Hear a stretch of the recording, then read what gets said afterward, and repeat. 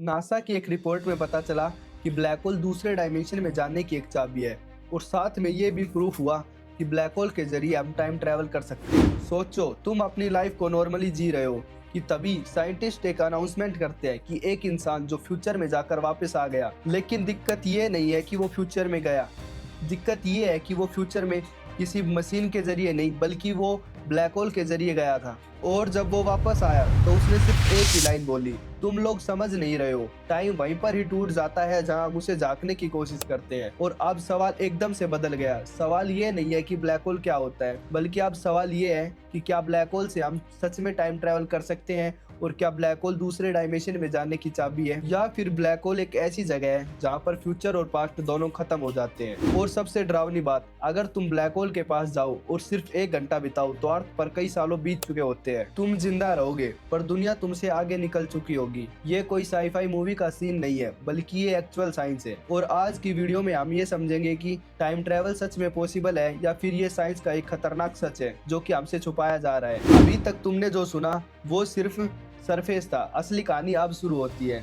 हम टाइम को बहुत सिंपल समझ रहे हैं, क्लॉक चल रही है, कल आज बन जाता है और आज कल बन जाता है। लेकिन समय इतना सिंपल नहीं है। क्या आपने कभी सोचा है कि समय आगे ही क्यों बढ़ रहा है, समय रुकता क्यों नहीं है? और मैं तुमसे कहूँ कि समय रुकता है, लेकिन सिर्फ यूनिवर्स के लिए। यूनिवर्स के लिए टाइम इतना सिंपल नहीं है, क्योंकि यूनिवर्स के लिए टाइम एक सॉलिड चीज नहीं है। यूनिवर्स और आइंस्टाइन, इन दोनों के लिए टाइम एक फैब्रिक है, और ग्रेविटी उस फैब्रिक को मोड़ देती है। जितनी ज्यादा ग्रेविटी उतना ज्यादा टाइम स्लो, क्योंकि ब्लैक होल के पास ग्रेविटी इनफाइनाइट लेवल की होती है। इसका मतलब तुम जैसे जैसे ब्लैक होल के पास जाओगे तुम्हारी घड़ी स्लो होती जाएगी। लेकिन इसमें भी एक सोचने वाली बात है कि हमें ऐसा महसूस क्यों नहीं होता कि हमारे लिए टाइम स्लो हो चुका है, बल्कि दूर से देखने वाले ऑब्जर्वर के लिए हम उसी समय पर स्टक हो जाते हैं। पर ऐसा क्यों होता है? और यहीं से ही टाइम ट्रैवल का असली कंसेप्ट शुरू होता है। अब एक एग्जांपल से समझो, तुम एक स्पेसशिप में हो और तुम इवेंट होराइजन के पास खींचे चले जा रहे हो, और तुम वहां पर 1 घंटा बिताते हो अर्थ के समय के अनुसार। तुम्हारी बॉडी नॉर्मल है, तुम्हारी हार्ट बीट भी नॉर्मल है, लेकिन अर्थ के मुकाबले वहां पर समय बहुत तेजी से मूव कर रहा होगा। 1 घंटा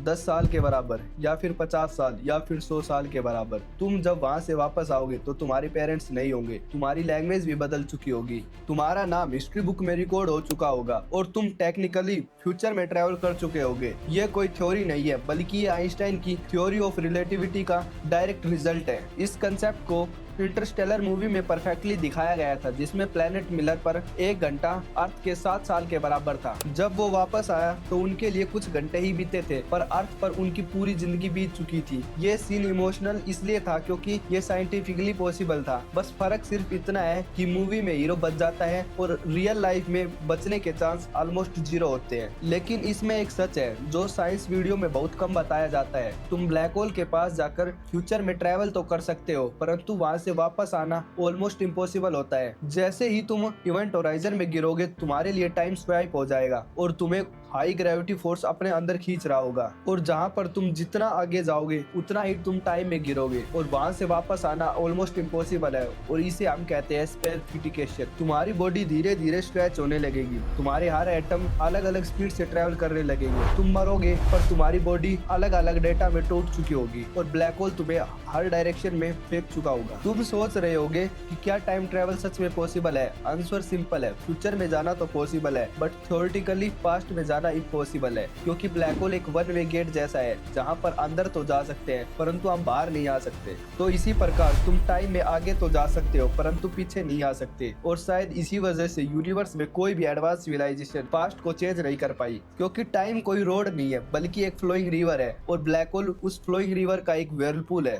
और सोचो, हो सकता है कि कोई एडवांस सिविलाइजेशन ब्लैक होल का इस्तेमाल करके फ्यूचर में चली गई, और अब हम उनके लिए सिर्फ पास्ट हैं। और शायद टाइम ट्रैवलर फ्यूचर से नहीं आते बल्कि हम उनके लिए हिस्ट्री बन चुके हैं। और सबसे डरावनी बात है, हो सकता है कि ब्लैक होल के जरिए टाइम आगे निकल चुका हो और हम पास्ट में ही जी रहे हैं, क्योंकि टाइम वेट नहीं करता, और ब्लैक होल टाइम का सबसे डेंजरस पार्ट है। और सोचो, अगर टाइम सच में रुक जाता है तो वो सिर्फ घड़ियों में नहीं बल्कि वो हमारी जिंदगी के फैसलों में रुकेगा। और ब्लैक होल कोई मॉन्स्टर नहीं है, बल्कि वो हमें बस ये याद दिलाता है कि हम टाइम को कभी समझ ही नहीं पाए, और और जब हम फ्यूचर को समझने की कोशिश करते हैं तो हम खुद पास्ट बन चुके होते हैं। तो अब सवाल ये नहीं है कि क्या टाइम ट्रेवल पॉसिबल है, बल्कि अब सवाल ये है कि क्या हम प्रेजेंट में जी रहे हैं या हम पास्ट में बन चुके हैं। अगर आपको हमारी वीडियो अच्छी लगी तो लाइक, शेयर एंड कमेंट करें और चैनल को सब्सक्राइब करना ना भूलें। और अगर आपको ये वीडियो पसंद आई तो आप टाइम ट्रेवल वाली वीडियो को भी देख सकते हैं यहाँ पर क्लिक करके। जय हिंद।